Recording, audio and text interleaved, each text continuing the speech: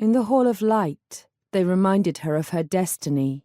There, all was light, a pulsing gold like the heart of a candle flame filling eternity.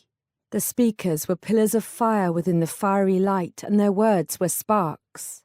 They, the great lords of Weird, had neither faces nor voices, because anything so human had long since been burned away by dwelling in the Hall of Light.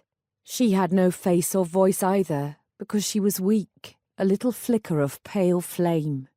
But she heard them speak to her of destiny, her grave task to be done, her long road to ride, her burden that she must lift, and willingly. "Many deaths have led you to this turning," they said to her. "It is time to take your weird in your hands.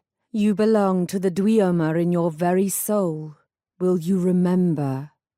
In the Hall of Light, there are no lies. "I will try to remember," she said. "I'll do my best to remember the light." She felt them grow amused. "You will be helped to remember," they said. "Go now. It is time for you to die and enter the darkness." When she began to kneel before them, to throw herself down before them, they rushed forward and forbade her. They knew they were only servants of the one true light, paltry servants compared to the glory they served, the light that shines beyond all gods.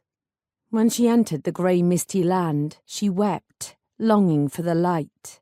There all was shifting fog, 1,000 spirits and visions, and the speakers were like winds, tossing her with their words.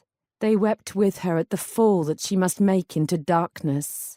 These spirits of wind had faces, and she realized that she too now had a face, because they were all human and far from the light.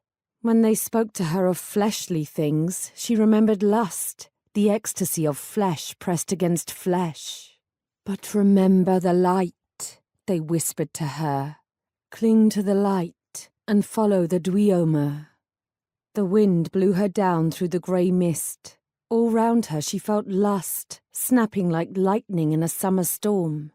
All at once she remembered summer storms, rain on a fleshly face, cool dampness in the air, warm fires, and the taste of food in her mouth. The memories netted her like a little bird and pulled her down and down. She felt him then, and his lust, a maleness that once she had loved, felt him close to her, very close, like a fire.